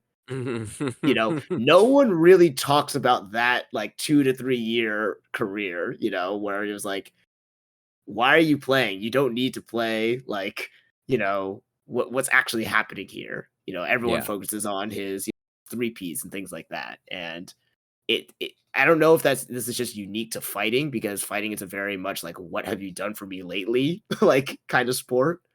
But I I, that's a really good point because even like thinking about it, like what do we think about when we think about Mike Tyson? We don't think about all of the like terrible bad fights he had yeah, yeah, in the later half of his career where he came out looking bad, or Roy yeah, Jones Jr. We don't yeah. think about Roy Jones after his athleticism went away and he completely dropped off. But Mhm. in MMA, it does. I think it probably has to do with the churn of the fans. We know every 5 years, basically, nearly 100% of the fans go away, right? Like Mhm. it's 90% new people every 4 or 5 years in MMA. Um, like maybe that kind of keeps the recency kind of in the collective consciousness rather than the overall resume. I don't know Mhm. because that is a good point, right? Because like I know I'm even guilty of it when I'm thinking back about like Anderson is kind of like remembering a lot of those losses, but that doesn't Yeah, happen in boxing. Um, and like you said, it didn't happen with Michael Jordan. It doesn't happen with it doesn't. It's probably when people talk about Tom Brady, as much as I fucking hate that guy. It will yeah, be those 5 rings. It won't be, uh, the shitty seasons he has after that.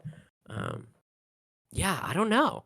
That's a good point. I hadn't even thought about that. I don't know. I don't know why yeah. that is. Yeah.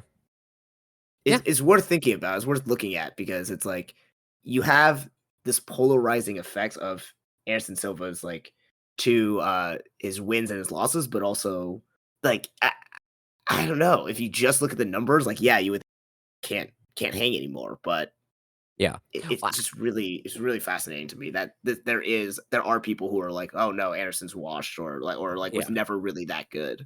Yeah.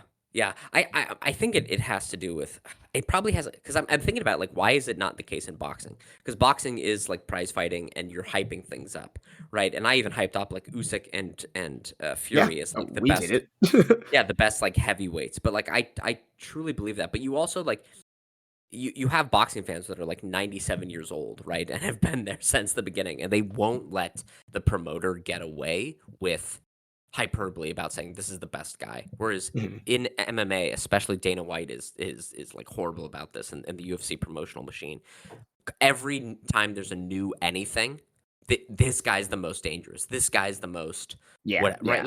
yeah, Like in reality, the best middleweight prospect that's ever come into the UFC is Chris Weidman, right? He beat Anderson Silva with only 9 professional MMA fights. yeah, And like yeah. everyone was talking about him. George St. Pierre was talking about him beforehand. A lot of people were picking him to beat Anderson Silva. He was this golden prospect that came in. Same thing with John Jones. But now, like anytime there's like a really like good prospect, like Raul Rosas Jr., right? Everyone's like, "Oh, dude, this guy's gonna be a champion one day." He's like, "What an amazing prospect!" And it's just like the the UFC is happy to hype that up so that every new fan, right, those like young 20-year-olds who are only going to be fans for 4 years, it feels like, oh, I'm here at the most important, most significant time in MMA where all these Mhm. great things are happening. And then nobody sticks around long enough to kind of like check the UFC on it. And if they do, the fandom goes, shut the fuck up. Like you're being a curmudgeon.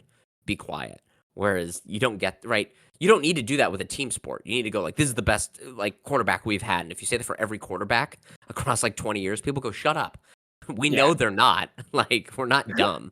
But you also don't need to promote the team in that way. Whereas in fight sports, I think you need to. And because we don't have the longevity and like long time fans, Mhm. right? There are boxing fans that like watched Muhammad Ali fight live, right? So they will remember what the heavyweight division was throughout all of those years.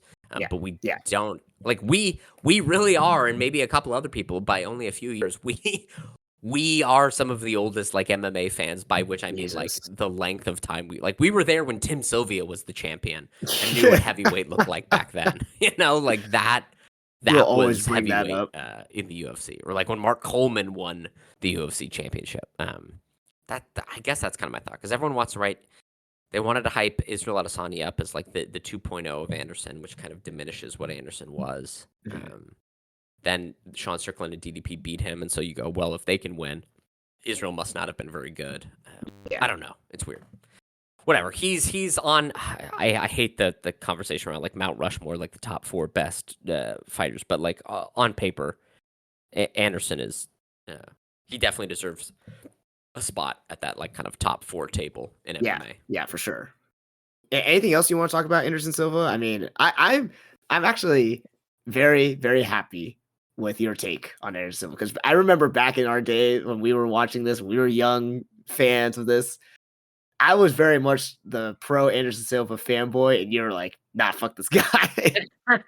Well, like okay, again, I think the level of competition, because at the time, my like guy that I was really into was George St. Pierre, and Yeah, yeah, everyone yeah. everyone kept putting Anderson above George St. Pierre, and I was like, okay, uh, tr- the Brazilian Jiu-Jitsu fighters that George St. Pierre is going against have better striking than Damian Maia does, right? Like it's or like George St. Pierre never on in his title run fought someone of like lower caliber or as low caliber as like Travis Lutter, who like had one skill but like nothing else. Mm, And so I was always furious that Anderson Silva kept getting ranked higher than George St. Pierre because I was like his level of competition, right?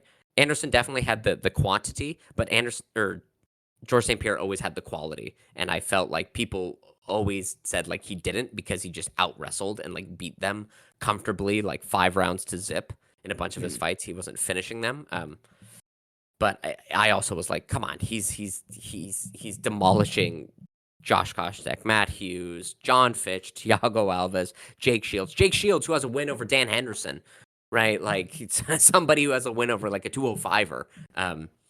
Yeah, so I always George St. Pierre is still, I think, my number one fighter, Mhm. and it was just the time Anderson. Yeah. Anderson was always like seen as better than him. I mean, it was impressive what he was doing, right? He Mhm. still is like a top 4, but I think put some respect on GSP's name. You talked about like Oh, Ander- Anderson Silva. If he came now, like if he was young and training now, he could probably still be like a champion. I think if George St. Pierre, even without training any like modern meta or anything, I just think George St. Pierre from like 2008, you bring him to now, he would probably beat everyone in at welterweight. Um, yeah. I think he was that good. I think GSP needs to be the next one we talk about in this Yeah. regard, like a reflection of. So Yeah. And we got to talk about BJ Penn. Let's talk yes, about like a yes, horrible drop off, but that guy for a period of time was like one of the scariest dudes in the yeah, UFC.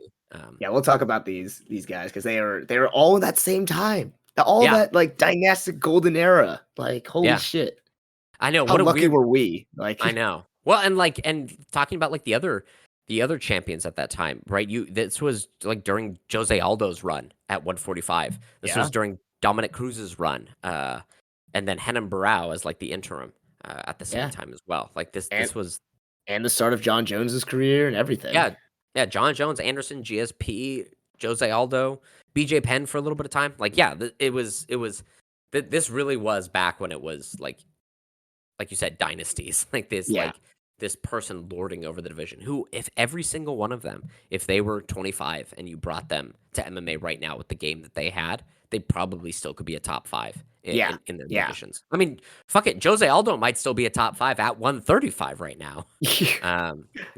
Like it's Dominic Cruz is still, I mean, he shouldn't be in the top 10, top 15 at 135, but I could still see him like beating someone who's like number 15 or 14 in that division right now, and he's old. Dominic Cruz would Th- be an interesting one to do a reflection on as well. yeah, well, that guy's He'd be- so destroyed by injuries that like Yeah, yeah, it's hard to even like fathom what his career would have looked like if could he have hadn't been. gotten injured. Yeah. Yeah, Um, I think that's kind of, I mean, another one. Chris Weidman has kind of been deleted. I think ever since that leg break, and like, I mean, he had a horrible spate of losses as well. But he had over 30 surgeries, 9 of them on his neck. Um, Jesus. after beating Anderson Silva, right? Like that's a guy that like we don't talk about it as much as Dominic Cruz, but uh, his whole career cannot even be like broached without talking about how much uh, injuries like played a role in how short his career was. Because, Yeah. like I said, 9-0 in MMA, and he beats Anderson Silva and beats him convincingly, and Yeah. then demolishes former 205 champion Lyoto Machida, beats Vitor Belfort back when it was TRT Vitor, um, loses to Luke Rockhold, but then like he just goes on such an insane skid, and after every fight there would be news about him needing one or two more surgeries. Yeah, and he just, I think like, but besides John Jones, I think Chris Weidman was probably the best prospect we've ever seen in MMA come through. Or like right Hmm. from the get go, you're like, fuck, this guy's really good. Yeah. He just, yeah, man, 9 surgeries on your neck is not good. You don't want your neck and spine needing surgery. Like, that's a bad thing. Um, yeah. Anyway, but yeah, Anderson Silva, all-time great. Put some respect on his name. Look, is middleweight the weirdest, most jankiest division? Yes.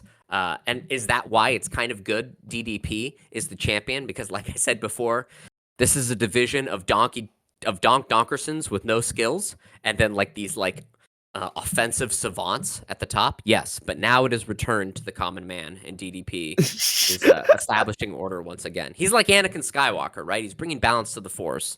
He's gonna kill all the Jedi, and that's what happened. Anderson Silva was often called like a Jedi or in the Matrix. Same with Israel Adesanya, and DDP is bringing it back for us simpletons. Um, God, the analogies that you've given to fucking DDP over these last couple episodes. Look, man, it's true. It's true. It's good, and I'm happy. And look, he's what I'm really interested to see is like, right? We went from it was the Rich Franklin era. Prior to that, it was like Phil Baroni and Murillo Oh, Bustamante and Jesus. Dave Monet. Phil Yeah, Baroni. yeah, and what was the guy? Evan Tanner. Like, who gives a shit? Like the middleweight division sucked ass. Right, 170 was really good. It used to be the lightest weight division, and so like Yeah. that was where like the skill was. And then 205 used to really be the division of kings. And then heavyweight, who cares? It's Tim Sylvia. But like middleweight used to be a no man's land. It used to suck. And then Anderson came, so then it became Rich Franklin as like the only person to defend the middleweight title, really. Then Anderson Silva comes through, and it's the Anderson Silva era, and he demolishes everyone. Right? It's this who can come at the king, and everyone who came at the king missed, and he got him for it. Then it's Yeah. Chris Weidman and Luke Rockhold for a very short period of time because both of their bodies just crapped out. And in the background, it became this weird thing, kind of like the John Jones Stipe and the Tom Aspinall and like all the other actual heavyweights. It became this split thing where it was like Michael Bisping and Dan Henderson and George St. Pierre like fighting off in this like seniors citizens division, whereas like the real only two people that counted in that division were Yoel Romero, back when Yoel Romero was like fucking untouchable, and Robert Whitaker when Robert Whitaker destroyed the Babylonian God King. And so then we got this weird era of like who is the real champion, who's not the real champion, and then it became very clear Israel Adesanya, like a conquering army comes through. Yeah. And now we're in Sean Strickland DDP era. Like, what does the next era at middleweight look like? I don't see someone coming through. Like maybe Hamzat, but we've seen Hamzat struggle. Like, I what don't does it know, look man. like next? Like I can't even. Are we gonna get another? Because it seems like what happens is it goes. It's an Anderson Silva era. It's a muddled era. It's like Anderson Silva 2.0 with Israel Adesanya, and it's a muddled era. Like, Yeah. are we gonna get Anderson Silva 3.0, or do we get DDP 2.0? An even bigger, more uncoordinated man, 6'9", cuts down from 300 pounds, and can barely walk. Like, I'm interested to see it. I'm interested to see it. Oh, also, I have to catch. The last time we talked about DDP, I said he's like the Tin Man. If the Tin Man got a brain, it's the Scarecrow who asked for the brain. The Tin Man wants a Oh, the heart. heart. Yeah. I didn't What a even think fool about I that. was. Yeah, neither did I. What a terrible analogy. What an idiot I was. Anyway, all right. Yeah. Well, we Well, went on for a while. a Just long time. But Anderson loving Silva's this. great, right? It's like Yeah. a retrospective on that, and it's hard to remember, right? Because again, like it was more than 10 years ago that he had his last like real win. Yeah. Yeah. Anyway. All right. Well, this has been Two Fight Fans. I'm one fan of Anderson Silva Stewart. I am still a pretty big fanboy, Colin. And dream matchup, Prime Anderson Silva versus DDP. Who do you think Oh wins? my. Prime Anderson Silva. But then You I think? also thought Izzy would beat him too. But Yeah. Yeah, it's hard to know, especially because Chael Sonnen was able to take him down. You think DDP wouldn't have been able to trip, fall, break his own nose on the ground, and somehow, like, uh, yeah, that's a fight I'd pay to see. I'd pay to I see that fight. yeah, yeah. Yeah. Anyway, all right, everybody, we All gotta right, get out of here. Bye. bye.